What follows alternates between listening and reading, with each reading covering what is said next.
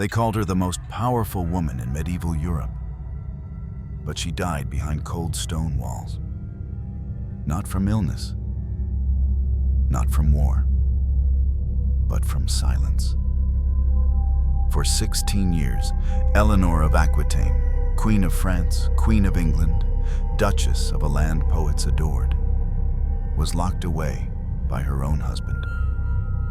Not in exile, not in shame, but in calculated confinement. Like a jewel too bright to wear, too dangerous to discard. Once, she rode at the head of armies. Once, her laughter echoed through courts lined with gold. And yet, the last years of her youth were spent staring at stone, waiting for a knock that never came, a pardon that never arrived. This is not a story of love. This is a story of control, of how a woman who gave birth to kings was erased by one. And in that erasure, we see the truth of medieval power, not in swords or crowns, but in the slow, quiet burial of a voice that dared to speak. She was not born to kneel, not to a husband, not to a king, not even to God. Eleanor of Aquitaine came into the world in 1122, in a land where the rivers shimmered like silk and the hills carried the scent of crushed rosemary. Aquitaine was no ordinary duchy. It was poetry carved into land, and she was its daughter. Her father, William X, Duke of Aquitaine, ruled not just with soldiers, but with verses. He was a patron of troubadours, men who sang of love, not as duty, but as defiance. In his court, music didn't accompany power. It challenged it. And Eleanor listened. Even as a child, she listened. She grew up not in a castle of stone, but in a world of stories. Minstrels spun tales of doomed lovers and betrayed queens. Her tutors taught her Latin and law, not lacework. She read Ovid, Boethius, and the Psalms, and rode horses better than most squires. Her mind was not molded to obey. It was sharpened to rule. She had the mind of a king, one chronicler would later say, but the curse of being born a woman. At just 8 years old, Eleanor lost her mother. At 15, she lost her father. But loss never broke her. It forged her. William X, sensing the dangers ahead, had made an extraordinary arrangement. Before his death in 1137, he placed Eleanor under the protection of the King of France, Louis VI. A calculated move, but one with unintended consequences. Because when Louis VI died shortly after, his son, Louis VII, became not just Eleanor's guardian, but her husband. She was now Queen of France. Not by desire, by design. And yet, for a moment, the world seemed hers. Paris, cold and rigid, tried to smother her. The French court expected silence from its queens, submissive prayers, lowered eyes. But Eleanor brought Aquitaine with her. She wore silks too bright, laughed too loud, spoke too boldly. They called her scandalous. They said she bewitched Louis. They said she was dangerous. But perhaps what frightened them most was that she didn't care. Where other girls were taught to vanish into their husband's shadow, Eleanor cast one of her own. In a world of cloistered queens, she dared to be visible. She was not raised to be silent, said historian Amy Kelly. She was raised to be sovereign. And it showed. She advised on matters of diplomacy. She challenged clerics in open court. She accompanied Louis on his campaigns. And in 1147, when the Second Crusade was declared, she insisted on riding with him to the Holy Land. This was not a queen content with embroidery and incense. This was a queen who would bleed for her kingdom, if only they would let her. But the walls were already closing in. She was too educated, too confident, too present. The church began to whisper. So did the nobles. A woman like that, they said, could unravel a throne. And Louis, meek, devout, hesitant, began to retreat from her light. But before the storm came, there was still a flicker of youth. There's a story, still debated, that during the journey to the Holy Land, Eleanor and her ladies rode dressed as Amazons, armor laced with jewels, hair unbound in the desert wind. Whether true or not, the image survives. It is burned into the legend of Eleanor, a woman astride power not draped across it. She was no mere queen. She was possibility, and that made her dangerous. But danger was never far from glory. By the time she returned to France, the marriage was crumbling. 2 daughters, but no son. Louis, increasingly pious and withdrawn, sought monks. Eleanor sought meaning. The spark that once made them allies now made them adversaries. And then she met Henry, not yet king, not yet myth, but already a flame she couldn't look away from. He was 11 years younger, sharp, brutal, alive. And where Louis was all devotion, Henry was fire. The world was about to shift, and Eleanor, raised in poetry, was about to write a verse no one would forget. She didn't fall in love. She chose it. Like someone walking into a storm, not because they were blind, but because they wanted to feel the lightning. Eleanor met Henry of Anjou in 1151. He was young, barely 20. She was nearing 30, but there was no hesitation. Where Louis had been water, gentle, devout, dissolving, Henry was flame, consuming, confident, relentless. He spoke like a soldier, but thought like a chess player. His ambition crackled in every word, every plan. He was not interested in shadows or prayers. He wanted the crown of England. And Eleanor? She wanted the fire.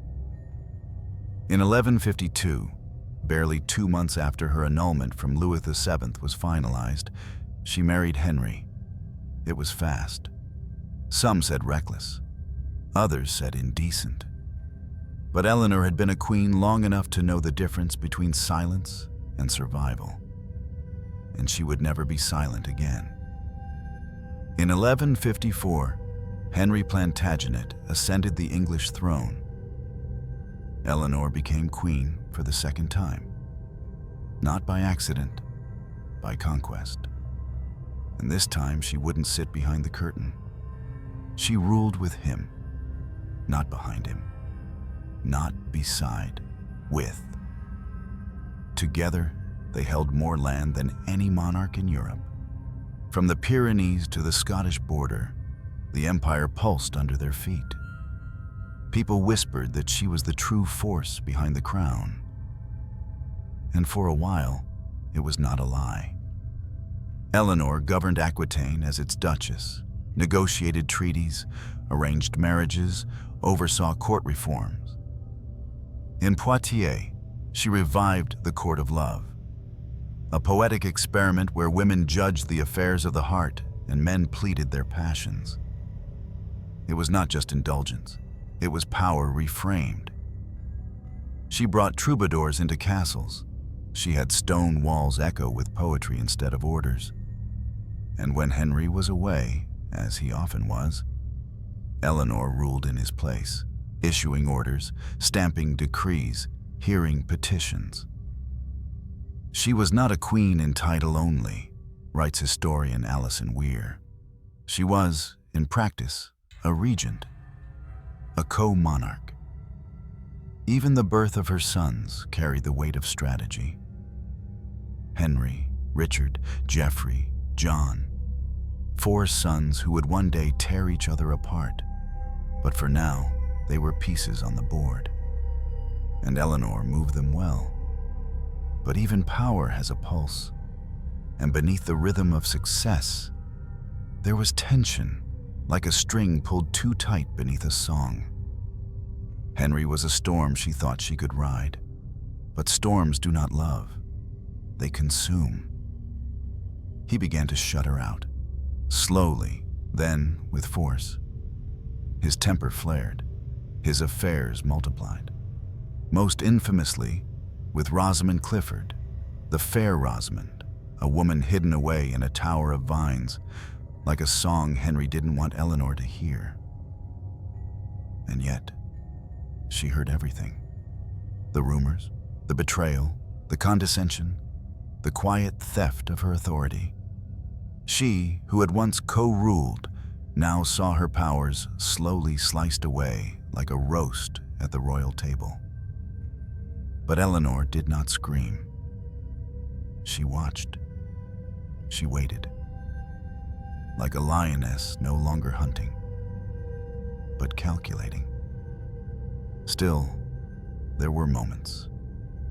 Moments that refused to be erased.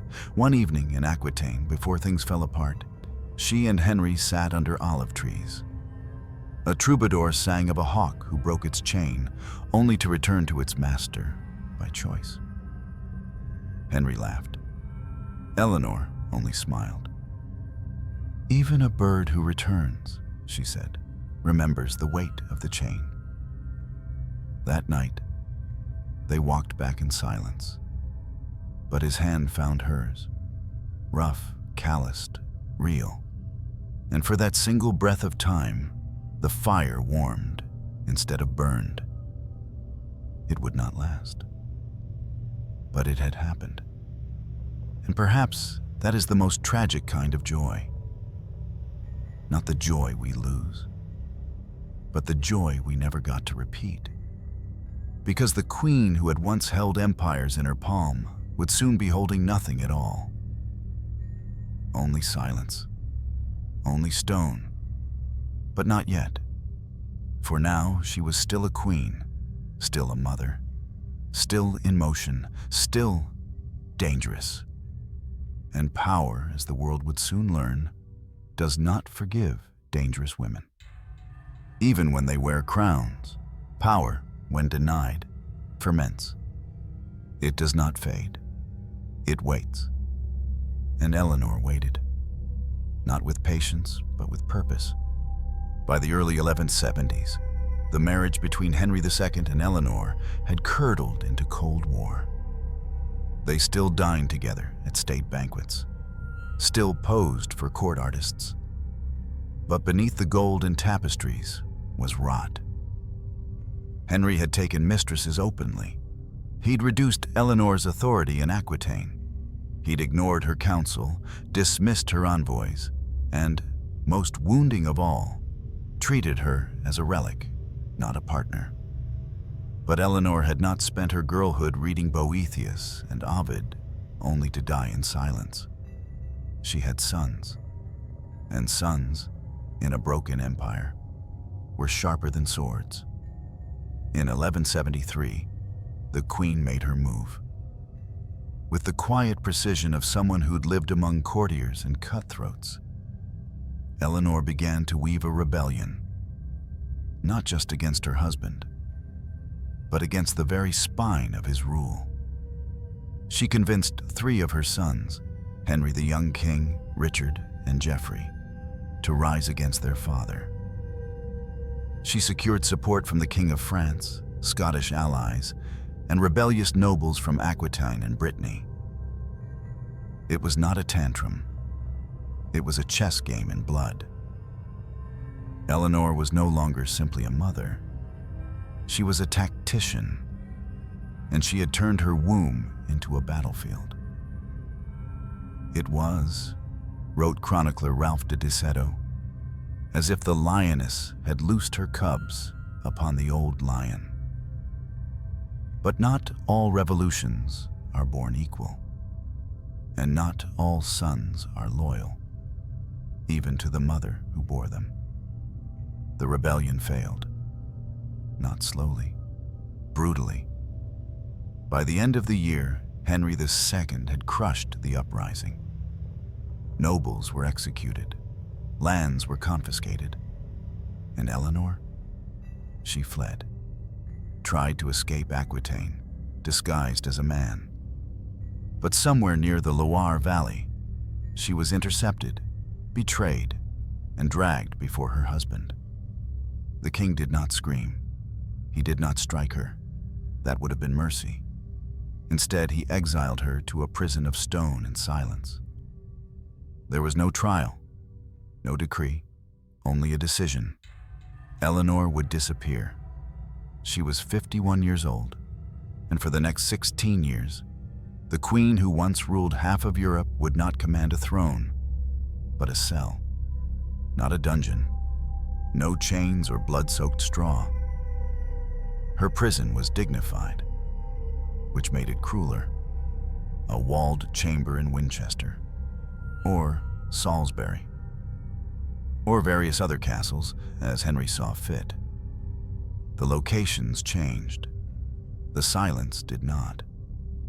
She was allowed books, a few ladies in waiting, perhaps a garden view if Henry was generous. But she could not leave, could not write, could not touch her sons, could not speak to the world that had once whispered her name like a hymn. It is here the true punishment began, not in bruises, but in memory.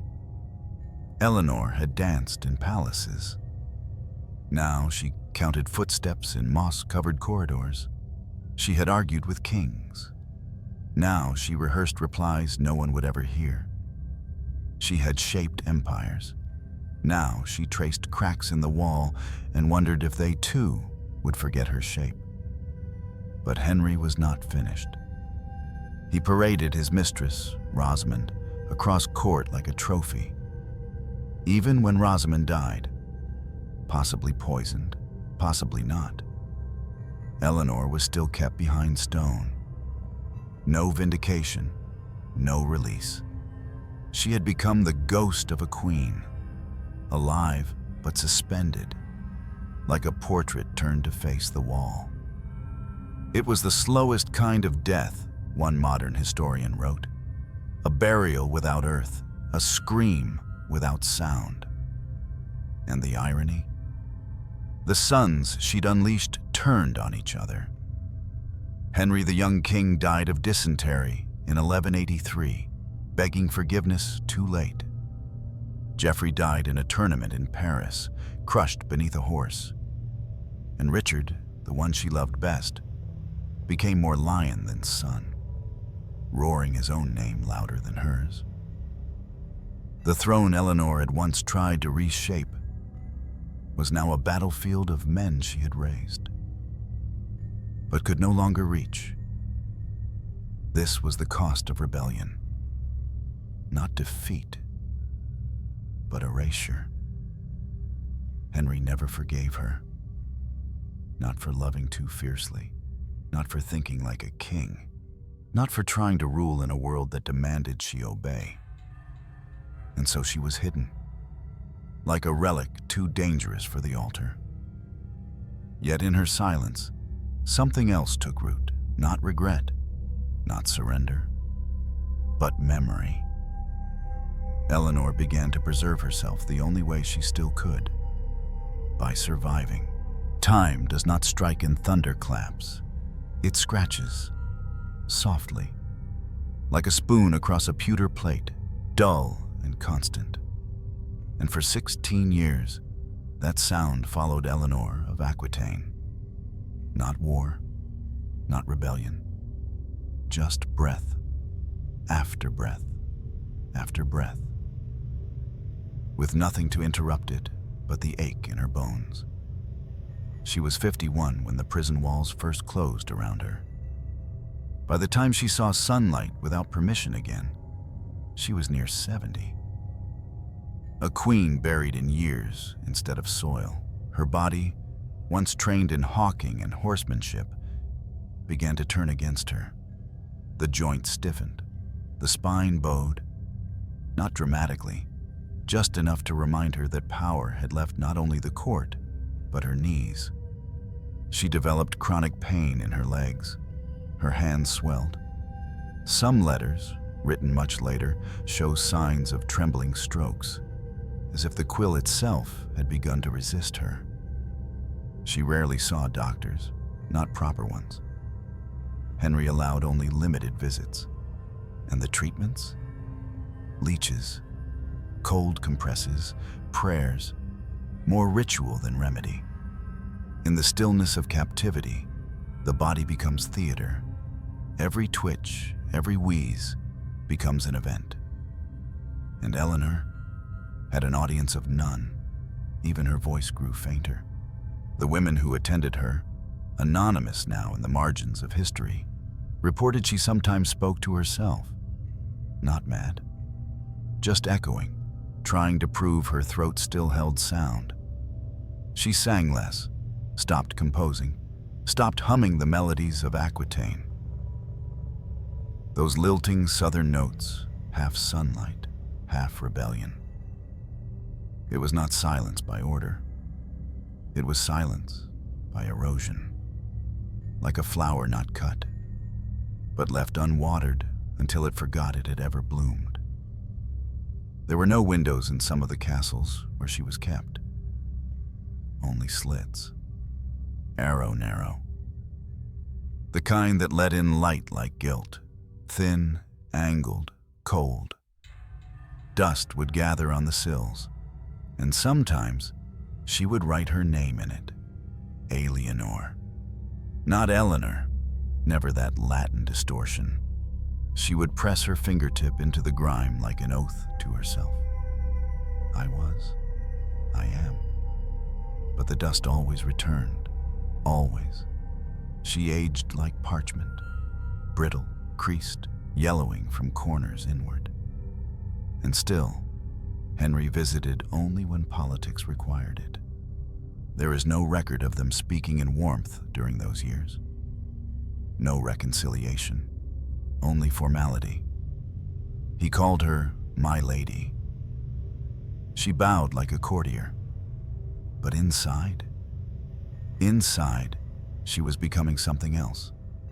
Not broken, not resigned, but fossilized.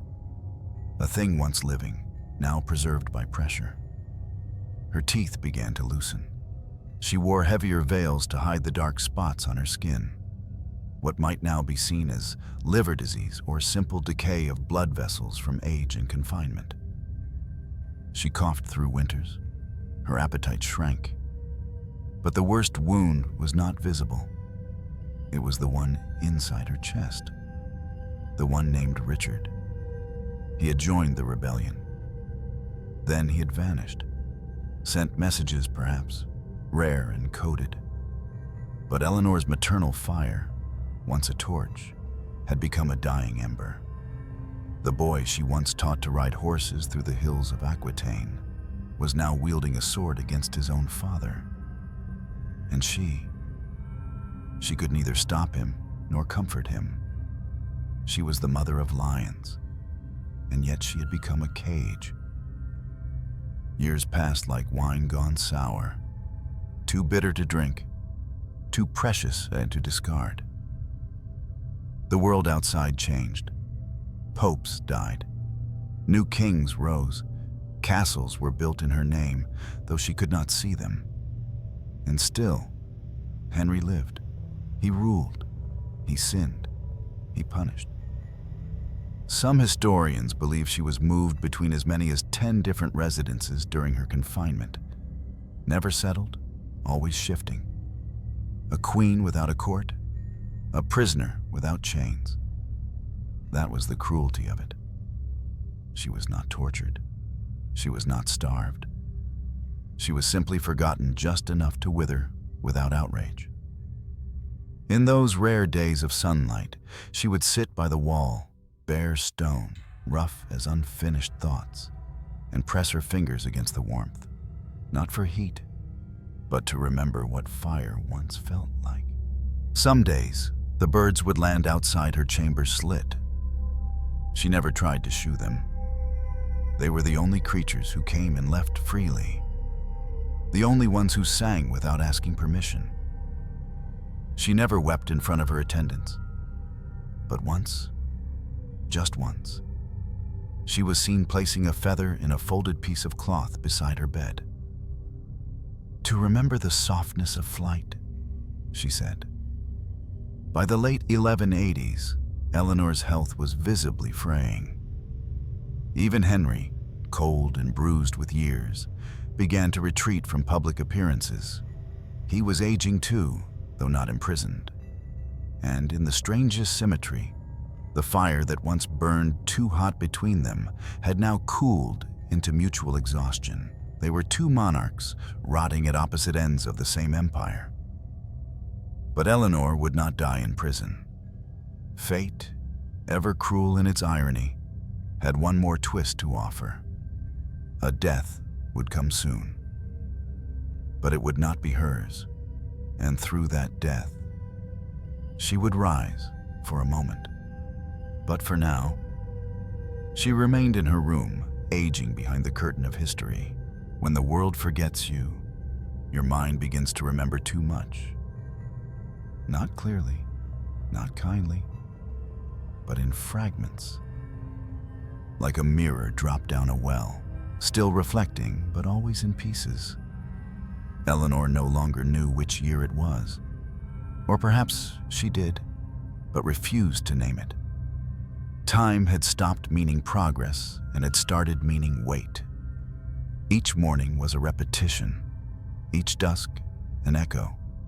And somewhere between the ticking candle and the sound of her own breath, she began to feel it, the room breathing back. It started subtly. A rustle behind the stone, a throb in the wall, as if the mortar still remembered footsteps from centuries before. Then came the voices, not loud, not ghostly, more like memory tangled in air. A woman crying in Aquitaine, a baby coughing in winter, Henry laughing behind a door that wouldn't open. She knew they weren't real, but her body flinched anyway. The mind may lie, but the bones respond to fear like it's gospel. Sometimes she heard her own name. Not Eleanor, not my lady, but Eleanor, in the voice of her mother, soft as a lullaby soaked in distance. She stopped correcting the air, let it speak, because some days the air was the only thing that did. Her attendants came less often now, not by cruelty, by weariness. There's only so much silence a person can carry before they, too, become hollow. Eleanor, once luminous with wit and strategy, now sat for hours unmoving, her eyes open, but turned inward. She had begun to lose the line between memory and presence, between dream and dust.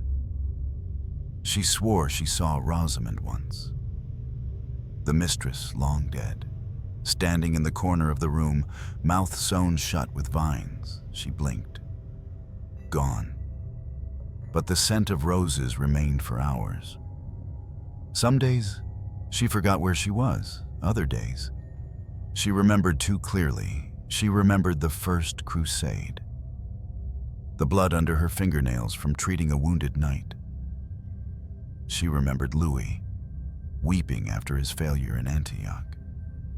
She remembered her sons, each of them at 5 years old, laughing, muddy, untouched by ambition. And then, she remembered their rebellion. "I gave them my blood," she whispered once, "and they used it as ink to sign war." A lady-in-waiting overheard, then cried quietly into her apron, not because the words were mad, but because they were not. The light no longer comforted her. It was too honest, too sharp. She preferred dusk, the hour where the world blurred and nothing had edges. She spent time tracing her fingers over the cracks in the wall, not to count, but to remember touch. Even roughness was a kind of presence. One night, during a storm, a window shutter burst open. Wind poured in, flinging candlelight across the chamber like golden knives. Eleanor didn't move. She stared into the chaos and said, "Finally." The guard closed the window. The room returned to stillness. But Eleanor did not. Something had shifted. She began to speak more, not to people, to presences, to the boy she once was, to the woman she could never be, to Henry, though he was miles away. She said things she would never say aloud in court. "I loved you even when I hated you. I feared what you saw in me, because I saw it too. You didn't cage me.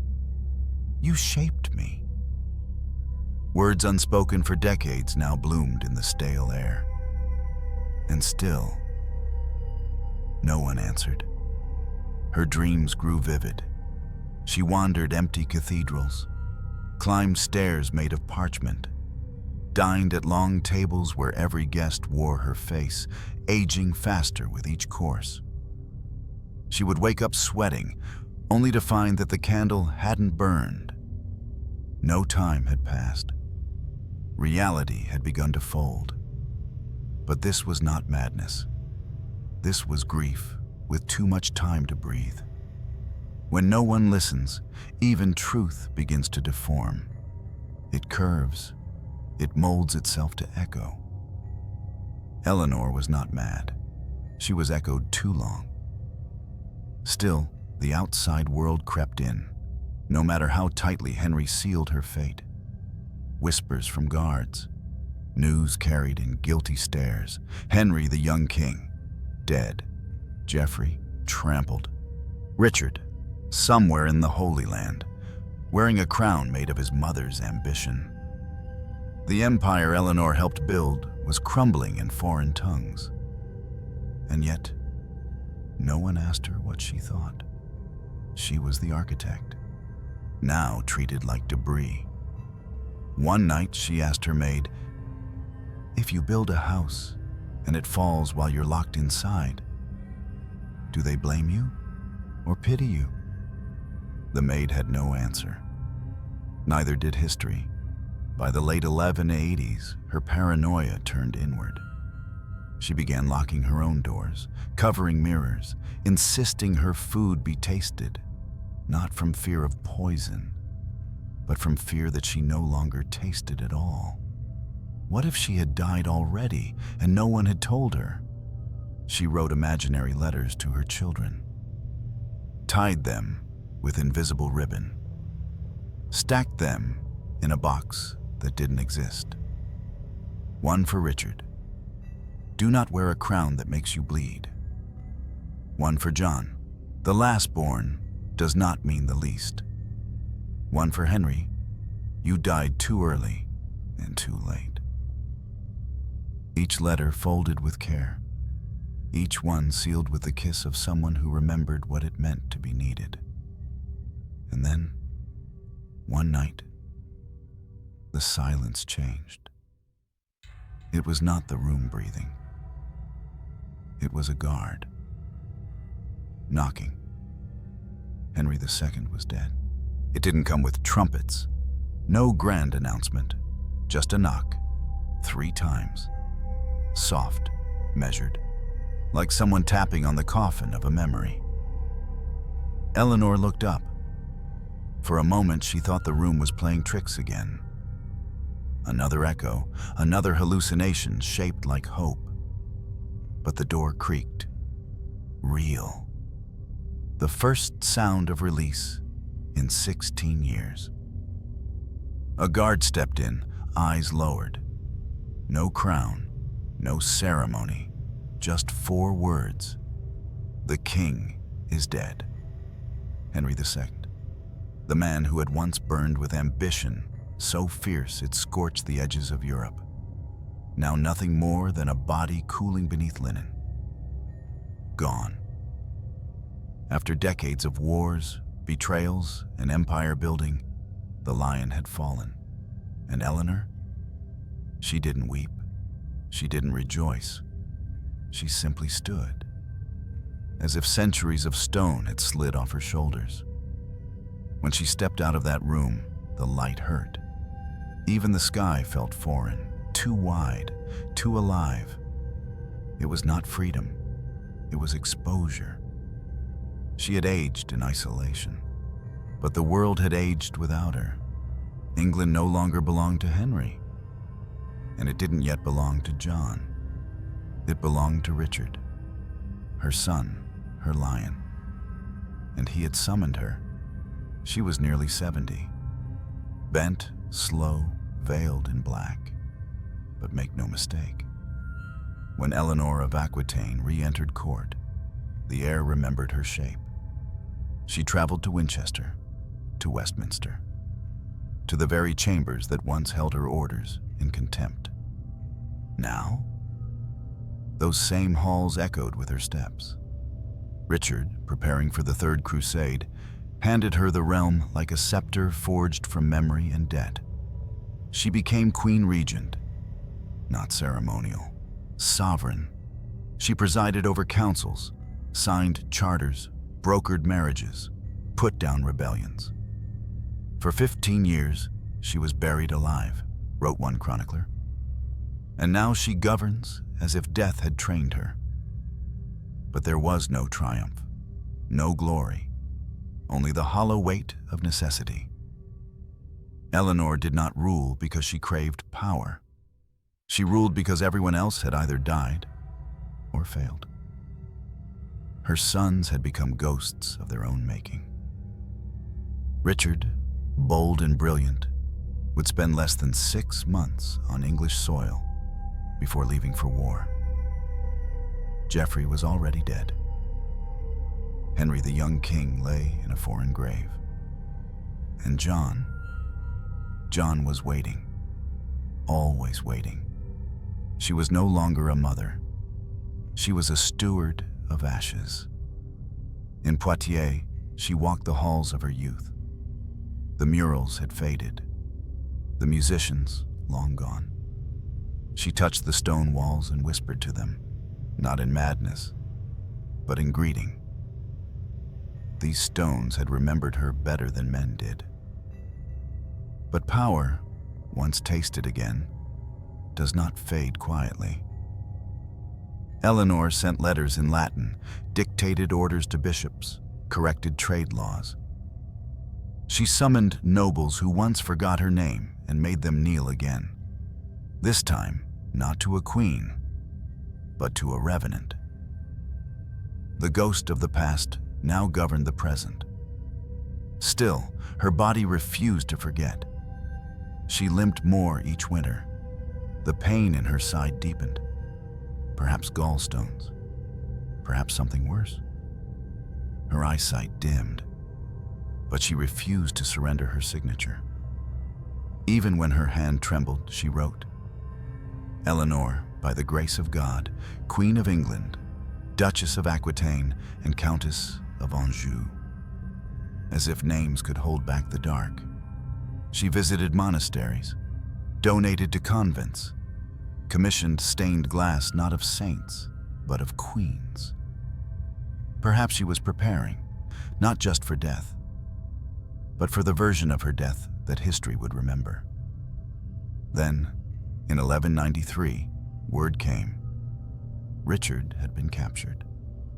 On his way home from crusade, held hostage in Germany. And who rode across the Alps, cloaked in age and exhaustion, to negotiate his ransom? Eleanor. Not a queen, not even a mother, a shadow on horseback, a woman older than the king who captured her son, but still sharper than his sword. She returned with terms, with money, with fire in her voice. And when Richard was freed, he bowed to her in public. Not just out of love, out of fear, out of respect. She had returned from the grave, and now she would begin her descent.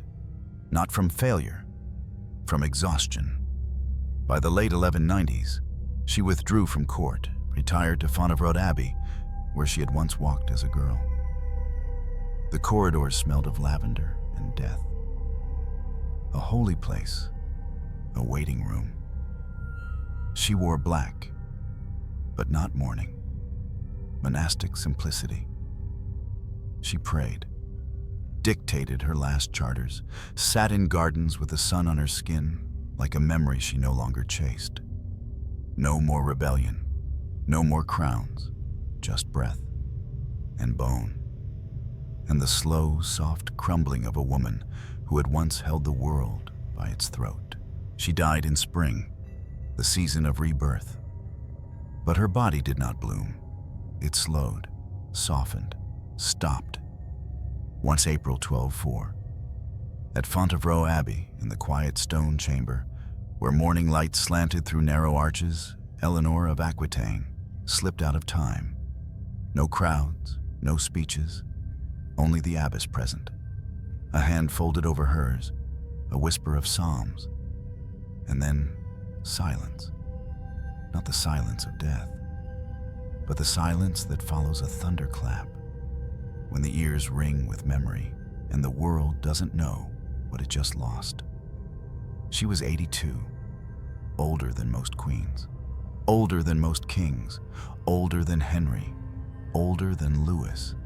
She had outlived empires, outlasted revolutions, buried 2 husbands, 5 children, and the world that once feared her name. Her body was placed in the abbey's choir, not in a gold coffin, but beneath stone carved with care. Not a crown, a veil, not a sword, a prayer book.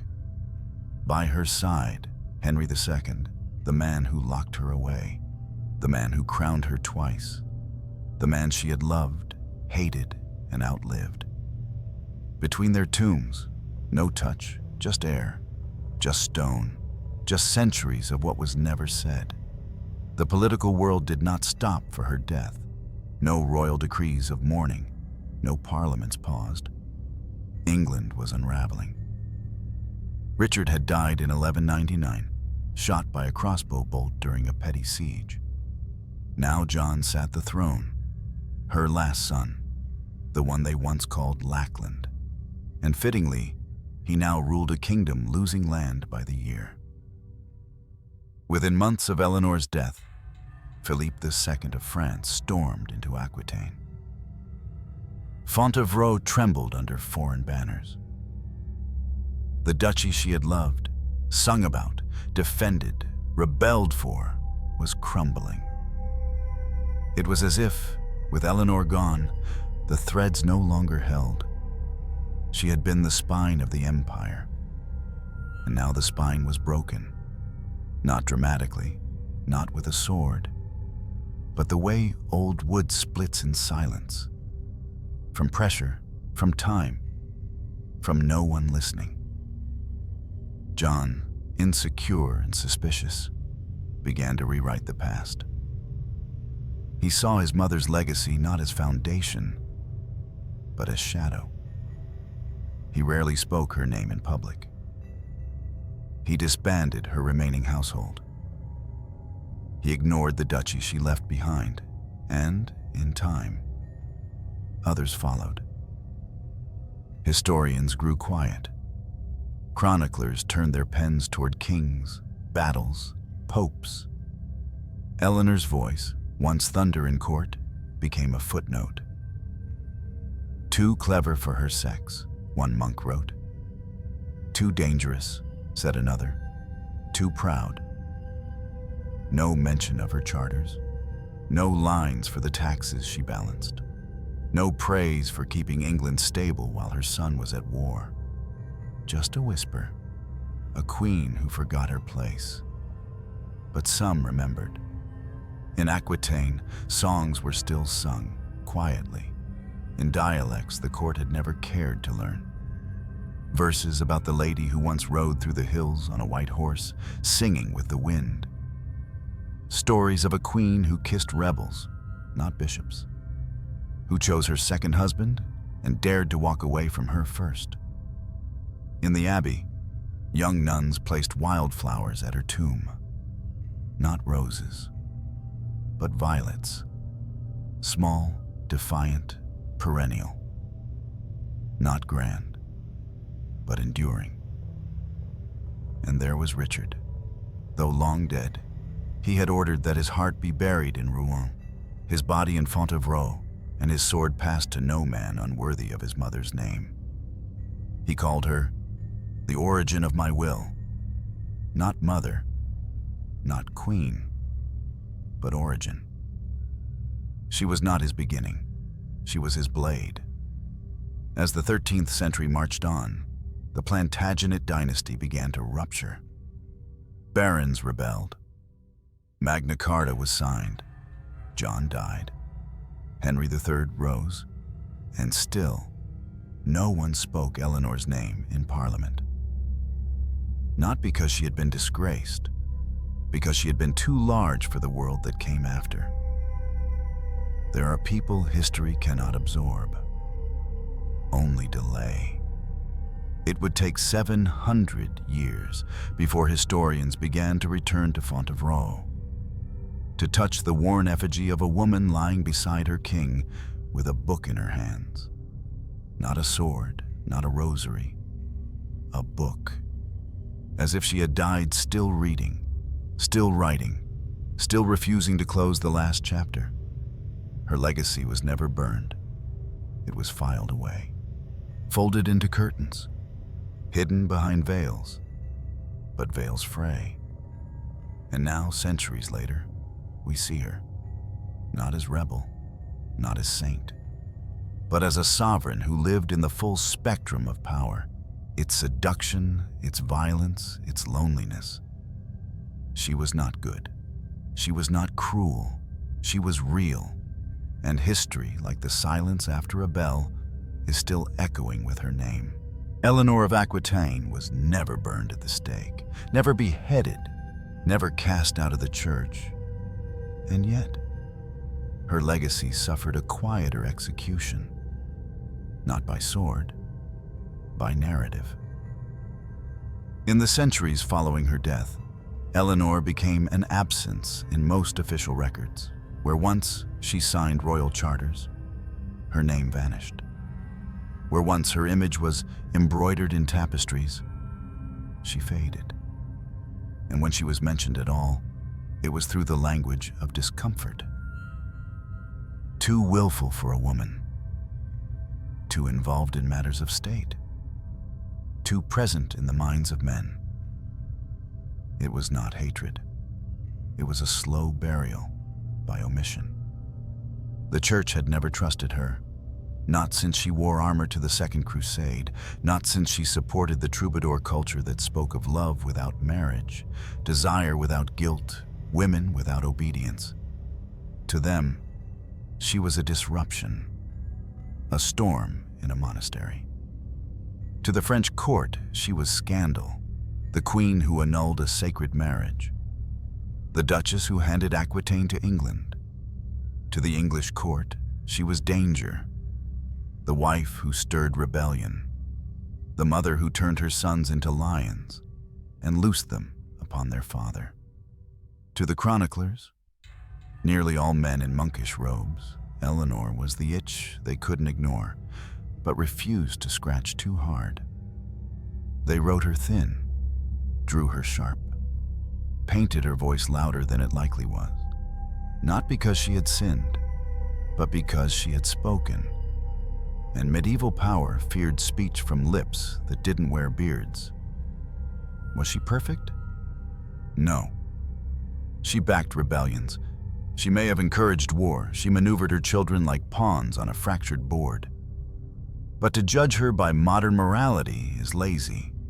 To dismiss her as just another schemer is cowardice. Because she played the game men created, and when she played it well, they rewrote the rules. In recent centuries, the tide has shifted. Historians like Amy Kelly,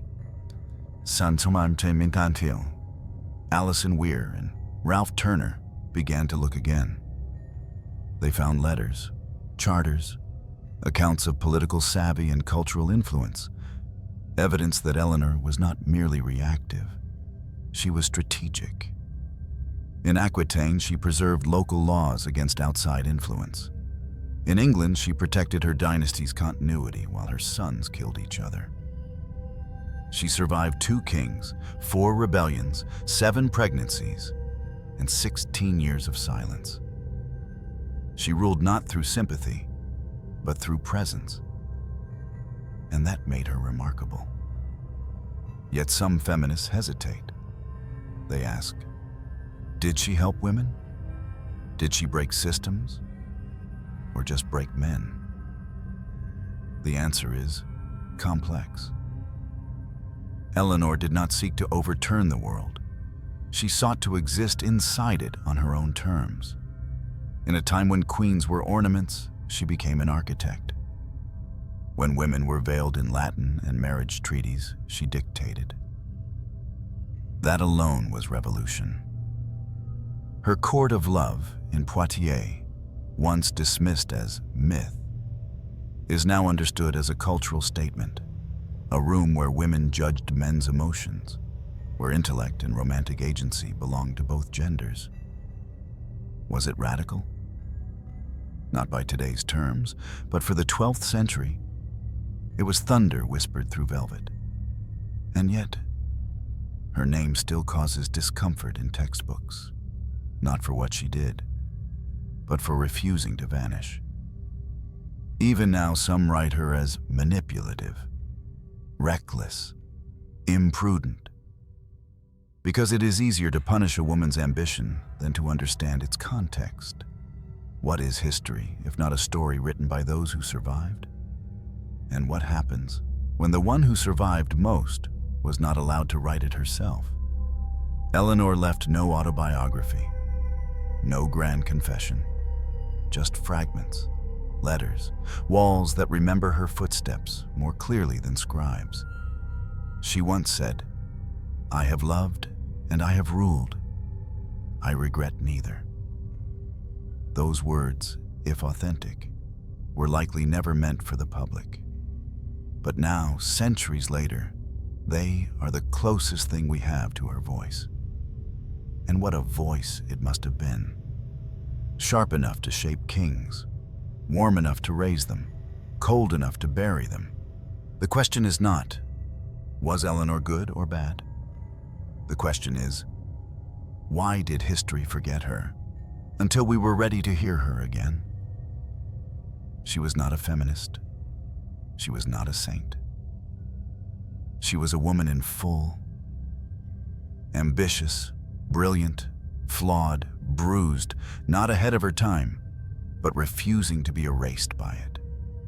And for that, she remains dangerous, even now. If you walk the cold floors of Fontevraud Abbey today, you'll hear nothing. No voices, no chants. Just the soft breath of dust and the silence of memory held in stone. But look closer.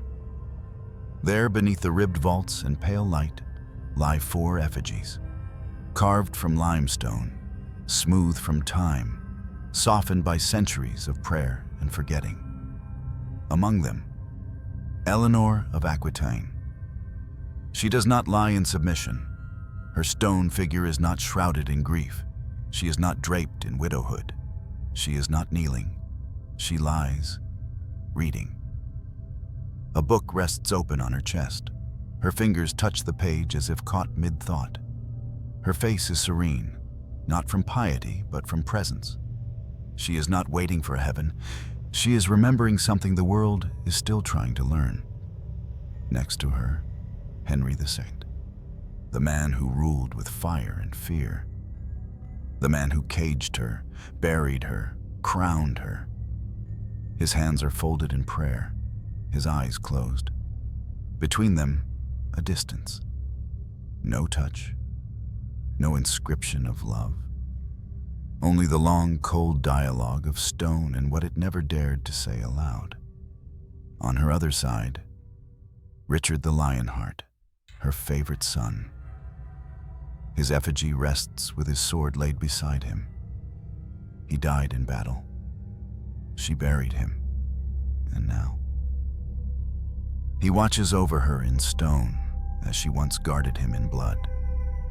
The book she holds has no words, carved blank, because history took the pen from her hand, but the gesture endures, as if she is saying, "I was more than what they wrote."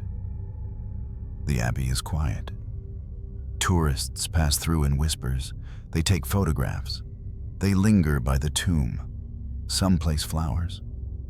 Few understand what they're looking at, because most effigies are monuments to status. Eleanor's is a monument to voice, a queen, an exile, a regent, a mother, and in the end, a woman who, even in death, refused to close the book. There are no grand monuments to Eleanor in London, no national holiday, no statues in plazas. She is remembered most vividly in the stone that outlived the ink. But not all stone speaks. In Chinon, the castle where she once held court, only ruins remain. The wind whistles through the cracks where once she rode in silk. The towers are broken, the hearths cold. There's no plaque that reads, "Here ruled a queen who changed Europe." Just moss, and the faint outline of rooms where she once whispered diplomacy into the ears of men twice her size. In Poitiers, her court of love is debated. Some scholars call it a legend, others swear by it. But even if it never existed in marble and banners, it existed in idea. And ideas don't require buildings to survive. They require memory. And Eleanor planted seeds in minds, not stones. Some remnants do endure. Her seal, intact, with the Latin a Leonor, Dei gratia regina anglorum, ducissa Aquitanorum. Eleanor, by the grace of God, Queen of the English, Duchess of the Aquitanians. She did not write, wife of. She wrote, Queen. In archives across Europe, her charters still rest, signed in her hand. Not poetry, not legend, proof that she did not float above history. She shaped it, clause by clause, law by law. But perhaps her most haunting legacy is the space she left behind. No queen since has held both France and England in her palm. No royal mother has birthed kings who bled kingdoms for her favor. No woman, for centuries, ruled from prison, then rose to rule again. We look at her tomb, and we want to say, she was powerful. But the truth is more fragile, more human. She was unfolding, always, even in death. Like the book carved beneath her hands, forever open, never finished. And perhaps that is her final message, that the story is not over. Not in Fontevraud, not in the stones of Poitiers, not in the bruised pages of royal chronicles. It lives each time a voice rises where silence once reigned. Each time a woman signs her name without apology. Each time someone asks, not what she was, but why we tried so hard to forget her. She began as a duchess. She became a queen, then a prisoner, then something more. Not every story ends in victory.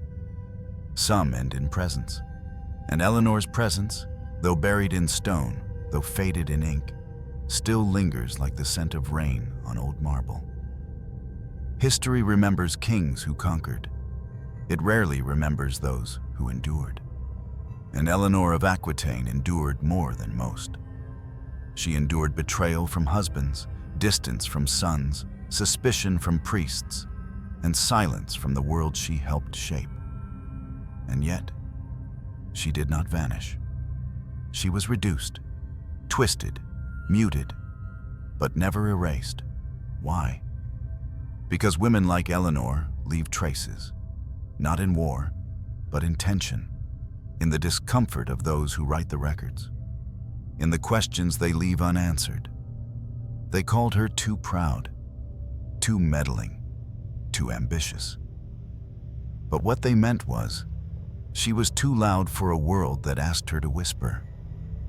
And what do we do with people who refuse to become what we need them to be? We punish them, we cage them, we forget them. Or try to, but forgetting is never clean. It leaves a stain, a name carved beneath others, a line left open at the end of a chronicle. Eleanor, not saint, not villain, something in between. As the storyteller, I do not ask you to worship her, nor to forgive her. I only ask you to remember what kind of world must exist for a woman so brilliant to spend 16 years alone, watching the walls for signs of herself. What kind of empire needs its strongest queen to be silent? And what does it say about us that we nearly let her stay that way? This was not just her story. It was a mirror, held up to every age that punishes women for refusing to fold, every generation that praises them when they are useful and buries them when they are not. She was not perfect. She was not pure. But she was real. And she paid the price for daring to be. Let her tomb lie in silence. Let the book in her hands stay open. But do not let the pages stay blank, because Eleanor of Aquitaine did not die in 1204. Not completely. Not as long as we still speak of her.